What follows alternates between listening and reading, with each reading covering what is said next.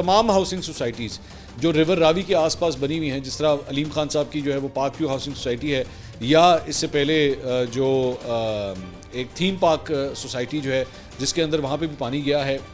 इन तमाम जगहों से पानी का निकास जो है वो बहुत ज़रूरी है। आप यकीन नहीं कर सकते, मैं चंद फुटेजेस में आपको दिखा रहा हूँ। ये एक घर की फुटेज है, ये 5 मरले का घर है और इसके अंदर ये साहब जो है वो बता रहे हैं कि जी हमारे ड्राइंग रूम, बेडरूम, हर जगह जो है वो पानी पानी हो गया। ये सिर्फ एक एग्जांपल है, और इसके अलावा जो ड्रोन फुटेजेस हैं ये आप स्क्रीन पे देखिएगा, इससे आपको आइडिया होता है कि कितनी बड़े लेवल के ऊपर जो है तबाही है। अब मुख्तलिफ फिगर्स जो हैं वो दिए जा रहे हैं, कुछ कह रहे हैं जी 1000 घर है, कुछ कह रहे हैं 1500 घर है, कुछ लोग कह रहे हैं 2000 घर है। आई डोंट नो, मुझे नहीं पता। बेहतर है कि पार्क व्यू सोसाइटी जो है इसके बारे में खुद बताएं अलीम खान साहब, और वो जो थीम पार्क सोसाइटी है वो भी बताए कि वहाँ पे कितने घर जो हैं वो उसकी वजह से उसका असर हुआ है। लेकिन इस वक्त लोगों का बहुत बड़े लेवल के ऊपर जो है वो माली नुकसान हुआ है, और मतलब गवर्नमेंट के लिए जारी बात है, एम्बैरसिंग बात यह है कि ये सोसाइटी जो है एक फेडरल मिनिस्टर की है, एक टेलीविज़न चैनल ओनर की है।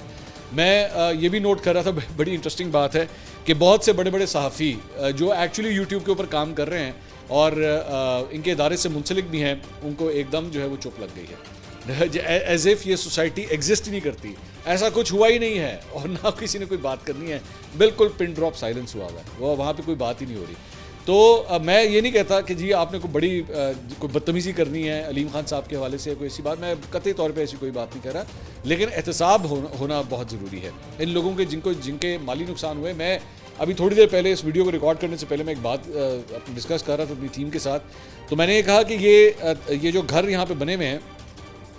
ये हालिया बरसों के अंदर ये डेवलप हुआ है। ये ब्लॉक्स जो हैं, मतलब मुझे सुनने में आया कुछ ट्यूलिप ब्लॉक है, कुछ ओवरसीज़ ब्लॉक हैं, कुछ इस तरह के ब्लॉक्स हैं इनकी सोसाइटी में। तो ये हालिया सालों के अंदर जो हैं डेवलप हुए हैं, इसका मतलब है, और 5-5 मरले के 10-10 मरले के घर हैं यहाँ पे। अब जो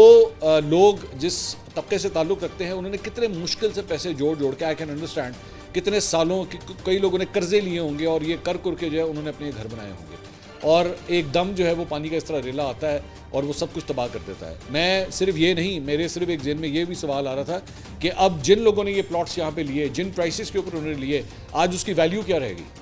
क्योंकि एक दफ़ा अगर दरिया के किनारे किसी सोसाइटी के अंदर पानी आ जाए तो वो तो तमाम के तमाम प्लॉट्स, मेरे ख्याल में तो इवन वो प्लॉट्स भी जिन पे पानी अभी नहीं भी आया, इवन उनकी वैल्यू भी जो है वो डिक्रीज़ कर चुकी होगी मोस्ट प्रॉब्ली। कि जी जाहिर बात है, अगर दरिया का पानी यहाँ तक आ सकता है तो आज आया तो हो सकता है अगले साल फिर आ जाए, उसके अगले साल फिर आ जाए। I don't know, we don't know ना, हम प्रेडिक्ट तो नहीं कर सकते।